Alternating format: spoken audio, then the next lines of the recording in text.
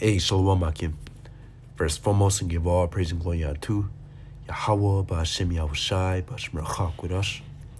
Double honors unto the elders, apostles, great millstone, the elders, great millstone, and of course, peace and blessings unto the hopeful elect, the sincere servants of Yahweh, Ba'ashem Yahushai, servant him in truth and sincerity. Yes, on the brother Chayaba from Z-Man's Plain Tables Camp, coming back with another lesson through the Spirit. Yeah, this lesson will be based off of the Lord is coming back to destroy Esau. It will be entitled along those lines. You know, the Spirit hit me to go into this because, hey, as we know, Esau, Edom to be our oppressors, which is, of course, when you get the scriptures, of course, Esau, Edom, the Edomites are a people. Within the Bible, you have 18 different nations, Edom being one of them. And when you look at Edom, what Edom is the Edomites are known to be the wicked within the Bible. You know, it describes Esau, Edom, to be the wicked. You know, the one who's going to be terrorizing the earth. You know, the one who's going to be ruling over the earth with a sword. The one the earth has been given into his hands.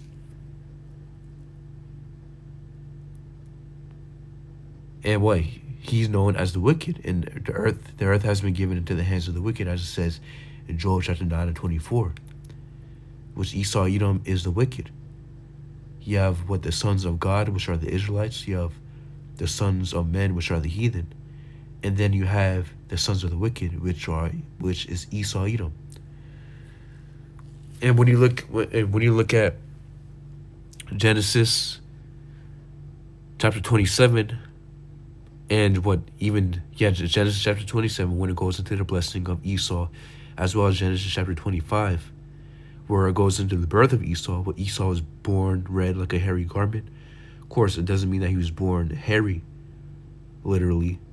It's just he's born red like a hairy garment because a lot of garments back then were dyed red.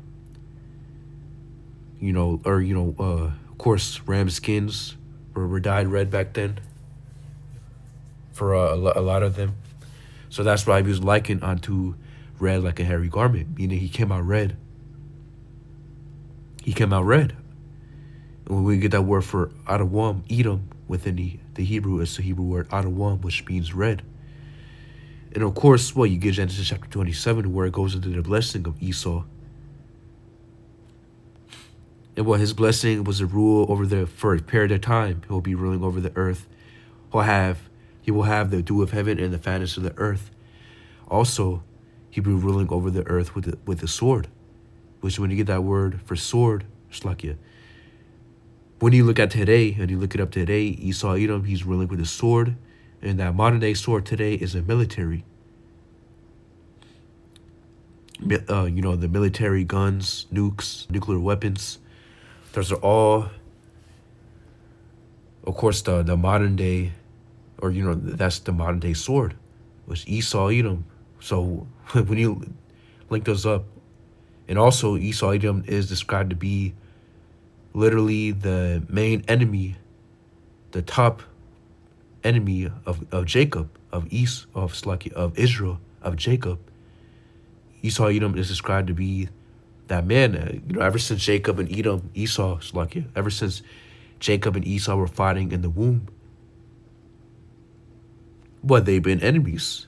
And the scriptures say how they would become great, how, two people or two, basic paraphrase, two men or nations are fighting in thy womb. Of course, symbolizing their descendants, how Jacob and Esau will be continually fighting down onto their descendants.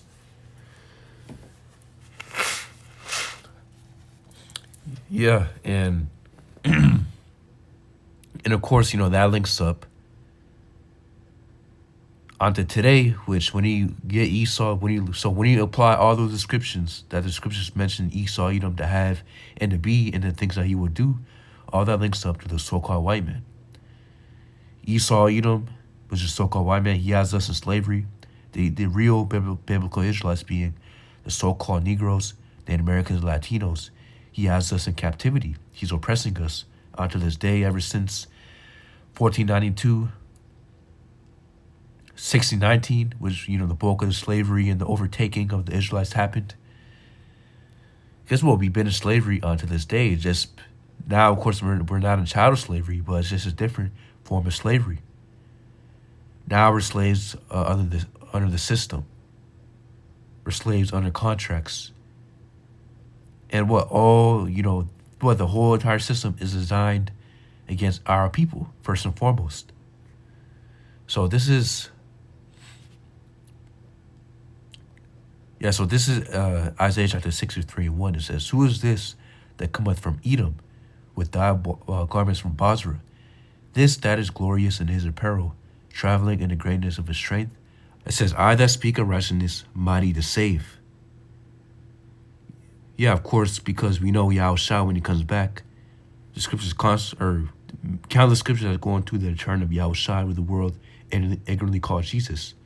Yahushua is not coming back to unite all people.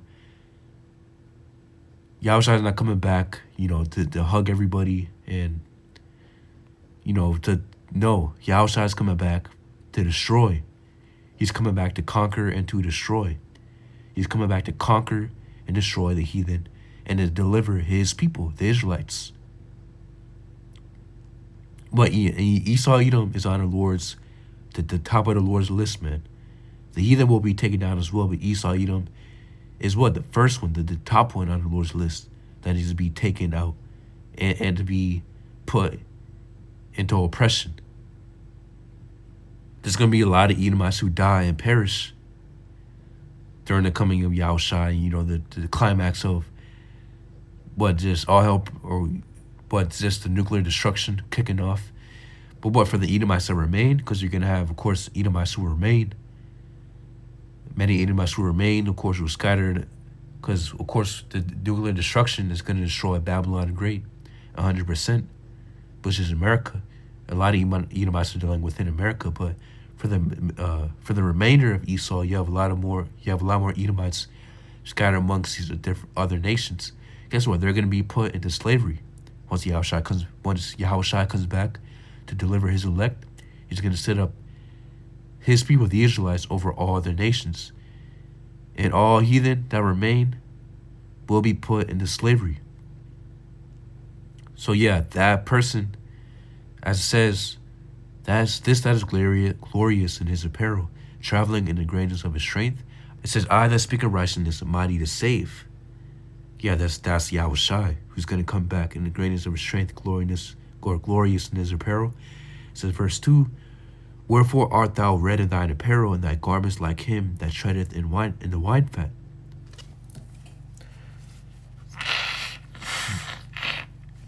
It says, verse 3, "I have trodden," it says, "I have trodden down the winepress alone, and of the people there was none with me. For I will tread them in my anger, and trample them in my fury, and their blood shall be sprinkled upon my garments, and I will stain all my raiment." Yeah, and when you read both verse 2 and 3, it says, "Wherefore art thou red in thine apparel, and thy garments like him that treadeth in a wine fat?" Yeah, and it says how Yahushua is getting trod, the Edomites troubled them in his fury, and the blood will be sprinkled upon his garments. Of course, that's not literal, as if Yahushua is going to have, literal Edomite blood upon his garments. No, this is symbolic to showing how much bloodshed that Yahushua is going to cause upon Esau, Edom, the Edomites. Of course, Yahushua is going to come back in his great massive chariot, but he's going to be commanding his angels to emit, just mass judgment upon Esau, completely slaughtering Esau. Of course, as well, the Israelites, or the 144,000, they're going to be risen up, and they're going to be slaying Esau as well, putting judgment upon Esau, and putting the remainder of the Edomites, who don't die, they're going to be put into slavery. That's what's happened. That's what's going to happen. So yeah, this is symbolic. Both Verse 2 and 3 of Isaiah chapter 63 is symbolic unto how much bloodshed Yahushua is going to cause upon Esau Edom. It says verse 4, for the day of vengeance is in mine heart, and in the year of my it says, and the year of my redeemed is come. And I looked, and there was none to help, and I wondered that there was none to uphold. Therefore mine own arm brought salvation unto me, and my fury it upheld me. And I would tread down the people of mine anger, and make them drunk of my fury, and I would bring down the strength to the earth. Yeah, this is all for a reason. Do you think Yahushua, the Heavenly Father Yahweh, is going to send back his son Yahushua just to do this just for no reason? No, the Lord is 100% justified in every single thing that he does, in every single thing that he says. Why? Hey, and what we're going to get the reason why Esau, or the Lord's going to judge Esau. It says, Ezekiel chapter 35:1, moreover the Lord Yahweh came unto me, saying, Son of man, set thy face against Mount Seir, and prophesy against it, and say unto it, thus saith the Lord Yahweh, behold, O Mount Seir, I am against thee, and I will stretch out my hand against thee, and I will make thee most desolate. Yeah, Mount Seir, let's go ahead and get that word in Hebrew for Mount Seir. It's a Hebrew word. It says Sha'ayar, which means hairy or shaggy. Yeah, Esau is known as a hairy man. And of course, I'm not saying as if Esau, because again, we have that one scripture in Genesis chapter 25 where it goes into Esau being red like a hairy garment. No, of course, again, Esau wasn't born with a lot of hair. Esau, he was born just like a regular baby, but he's born red, like onto a red, hairy garment. Because again, it was common for animals' skins to be dyed red. That's why I said red, for example, like a ram skin, ram skin. But of course, Esau is a hairy man. Once he grows up, he becomes real hairy. That's why when you look at the cavemen, Esau likes to liken all humanity to go back onto cavemen. No, that goes back, on Neanderthal. No, that goes back onto Esau. Esau Edom, the so-called white man. When you look at his origins, especially once Esau fled into the caves, and he was in the caves for a period of time, the Caucasus Mountains. Guess what? They became they were 100% beast-like state, man. All hairy and just like a cave beast, a caveman. That's where the concept of a caveman goes back to. It doesn't go back onto all people. It goes back onto Esau Edom, the so-called white man, because that's his natural state. He's like a beast. Ezekiel chapter 35:3 says, and say unto it, thus saith the Lord Yahweh, behold, on Mount Seir I am against thee, and I will stretch out my hand against thee, and I will make thee most desolate. This is Ezekiel chapter 35:4 says, and I will lay thy cities waste, and thou shalt be desolate, and thou shalt know that I am the Lord Yahweh.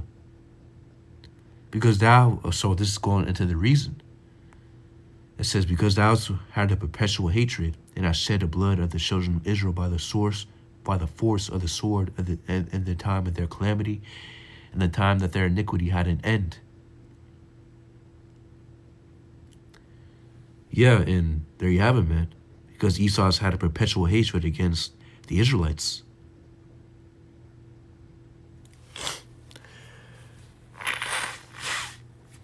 Especially ever since 1492, 1619, we already know what happened. With them, Esau showed his hatred like onto another level. And even up until now, Esau is still showing that same perpetual hatred on another level. And he's still He's still trying to exterminate the Israelites. Now he's just doing it in a more hidden manner because it's more effective that way. It's more effective to believe or to not even know that Esau, because a lot of our people, the Israelites, they have no idea, or, of course, a lot of people are waking up, but again, you have still a lot of You still have a lot of our people who are asleep, and they have no idea that Esau is our number one enemy, the so-called white man. Why? Because he hides it. He tries to make it seem like he's for our people. Meanwhile, he is the complete opposite. So it says verse 6. Yeah, and the time that their iniquity had an end, yeah. And well, of course, us Israelites, we're coming back. Strong, of course, with us hopeful elect, we're coming back onto Yahweh Bashim Yahushai. And Esau isn't, acknowledging us Israelites, or, us Israelites who are woken back onto the truth, even though he's the one who's, Esau, he's the one who has been keeping the truth from us, that, we're the real biblical Israelites. He is the one who has hid the name from us. He's the one who has hid our heritage from us. What? He's the one who has hid that these scriptures are really meant for us. So, there's no way that he would, for the Israelites who are waking back up, there's no way that he would, try to make recompense, or, to try to make, what's the word? There's no way that Esau, will try to make, I forgot the word, but pretty much he won't try to, help us again. Or, it's not, Esau's never helped us, but it's no way that he will make, pretty much, but just pretty much give us back our land and take us out of captivity. There's no way. Esau, was going to hold us until he destroys us, which he won't destroy us, but that's his goal. It says, verse 6, therefore, as I live, saith the Lord Yahweh, I will prepare thee unto blood, and blood shall pursue thee. Said thousand I hate of blood, even blood shall pursue thee. Yeah, Esau's of, they love blood. They love shedding blood. When you read what they did onto the slaves, what they did onto the so-called Native Americans, Latinos, what they did onto the so-called Negroes, their stuff written, literally, what they said, back then, is written that there's things that they have done that they would, pretty much never even write down. But, pretty much going on to the level of bloodshed that they're, shedding upon our people.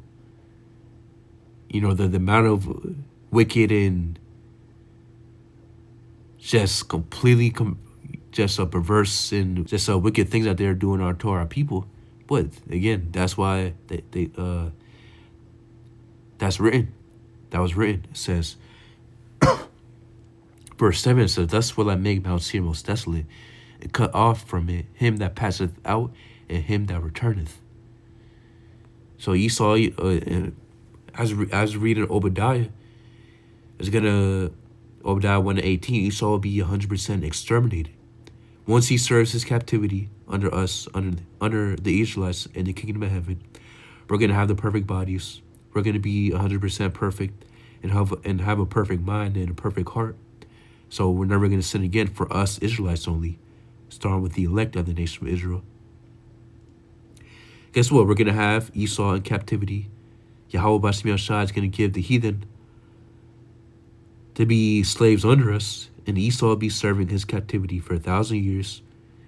After that 1,000-year period, Esau, will be exterminated and be burned up 100% and be blotted out, as it says in Obadiah chapter 1:18. This Isaiah chapter 14:4 says that thou shalt take this proverb against the king of Babylon and say, how hath the oppressor ceased? And it says the golden city ceased.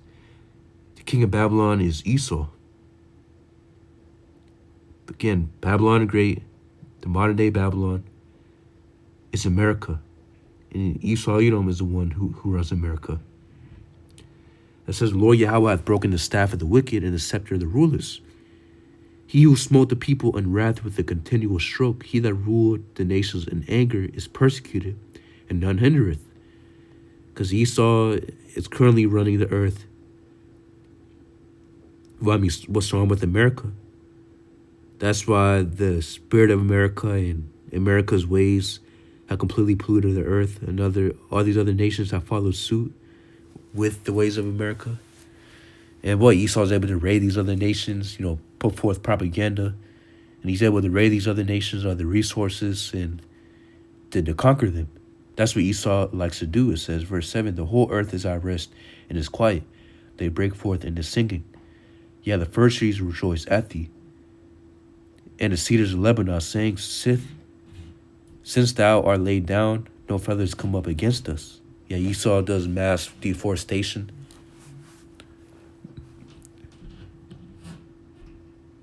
It says, verse 9, hell from beneath is moved for thee to meet thee at thy coming. It stirreth up the dead for thee. Yeah, when you get that word for hell within the Hebrews, the Hebrew word sha'awal, it's not literal. It's not speaking about a spiritual hell from underground mythical hell. No, hell, all hell means within the Hebrew is grave, pit. Meaning Esau, Edom will meet, but his whole empire will fall. But he's going to be brought down to the grave. It says, to stirreth up the dead for thee, even all the chief ones of the earth. It hath raised up from their thrones, from their thrones all the kings of the nations. It says, are they all, it says, all they shall speak and say unto thee, art thou also become weak as we? Art thou become like unto us? That's the other nations. That's what the other nations are going to say. Because, again, the heathen will be in captivity. All the other heathen will be in captivity as well. But they're going to be looking upon Edomites, all Esau, all Edomites. Because what? Esau right now, he's the one who's ruling. It says, verse 11, thy pomp is brought down to the grave, and the noise of thy vials, the worm is spread under thee. The worms cover thee. It says, how art thou fallen from heaven, O Lucifer, son of the morning? How art thou cut down from the ground? Or how art thou cut down to the ground, which did weaken the nations? Which did weaken the nations. Yeah, because all Lucifer means within the Hebrew, it goes back to the Hebrew word Hayulal, which means the light bearer, the one who bears the light, the one who is praised. And what Esau is known as a light bearer. That's all what Lucifer means, is light bearer. What he's known as, light bearer. Because he's the one who's praised. He's the one who's looked at as the best nation, the best people on the planet Earth. He's the richest. He's the one who's praised. So once Esau's brought down 100%, under the Israelites, and Esau, Edom will become the basis of all men. Which he is the basis of all men. But again, he's praised right now. The earth has been given into his hands. But what? He's going to go back onto that low state, lower than all nations upon the planet Earth. So that's why these other nations are going to look at him like, dang, this guy, he was once, the one who was praised.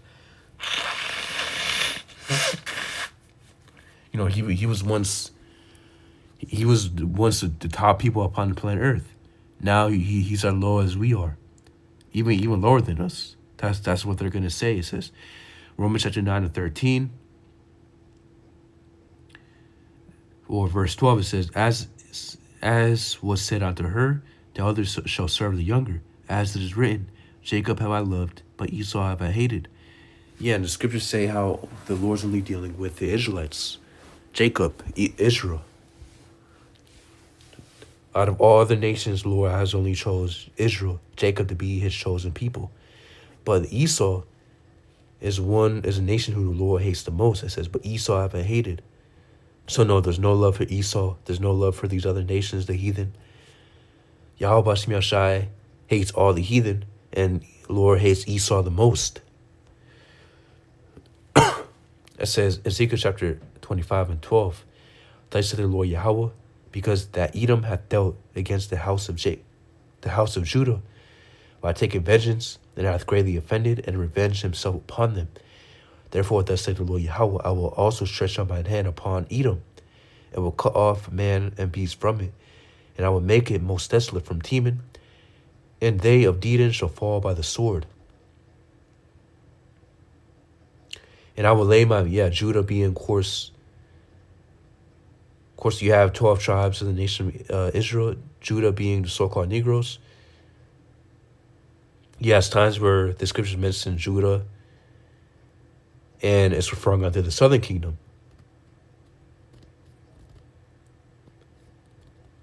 Also, what it'll say Israel, and in those times it will be referring unto the northern kingdom. And of course, a lot of other times when it says Israel, it's just referring unto the 12 tribes of the nation of Israel. So it says, verse 14 of Ezekiel chapter 25, and I will lay my vengeance upon Edom by the hand of my people Israel. And they shall do in Edom according to my anger and according to my fury. And they shall know my vengeance, saith the Lord Yahweh. So there you have it, man. So Yahweh Bashim Yahshai is going to come back. Well, he's going to rise up his elect, the elect of the nation of Israel, deliver his elect from the destruction of Babylon the Great. Of course, deliver the elect that's scattered amongst the whole entire world. The elect of the nation of Israel, the elect Israelites. What Esau, will be taken down. The Lord's going to be sending his angels to to put terrible judgment upon Esau. And also the 144,000. They're going to be putting vengeance upon Esau. And guess what? The Lord's fury is going to be 100% flowing through us, man. So you can only imagine. That's why it says, and they shall do in Edom according to mine anger and according to my fury. So Lord has stored every single thing, every single wicked and perverse thing, abominable thing that Esau has done against the Israelites and against the earth and against the Lord.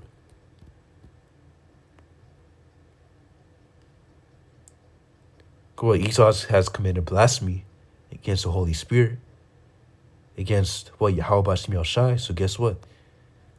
Every single thing has been accounted for that Esau has done. So all the fury and anger that Lord has bounded up, he's gonna let it flow 100% through us. So we're gonna be putting forth that judgment upon Esau, man. It says, and they shall know my vengeance, said the Lord Yahweh. Yeah, they're going to know the vengeance of Yahweh Bashim Yahshai. Once we have the new perfect bodies, we're going to have spiritual power. Hey, it's going to be a wrap for Esau. These movies that you see, these movies aren't out just for no reason. You have comics, you have Marvel movies, DC movies, and again, just different movies showing power, just supernatural abilities. Ultimately, Yahweh Bashim Yahshai, really, man, the Lord's putting the spirit on these writers, these directors, for these movies to come out. And really, it's showing how the elect, and really, again, it's first and foremost, it's for us, it's for the Israelites, for the elect Israelites. And, which, of course, us brothers and sisters out there, we hope to be a part of. It really is for us, man. As scriptures say, the world is created for our sakes. So, hey, it really is just to strengthen our imaginations about the amount of judgment and power that we're going to have against, or that we're going to be able to put against Esau, man. That the Lord will bless us with. So, yeah, I believe it's a point. Point is that the Lord's coming back to judge Esau, Edom. So Lord's will, you brothers that are edified, Yahweh Bashim Yahshai, Bashim Rakakudash, Brakathum, Shalom.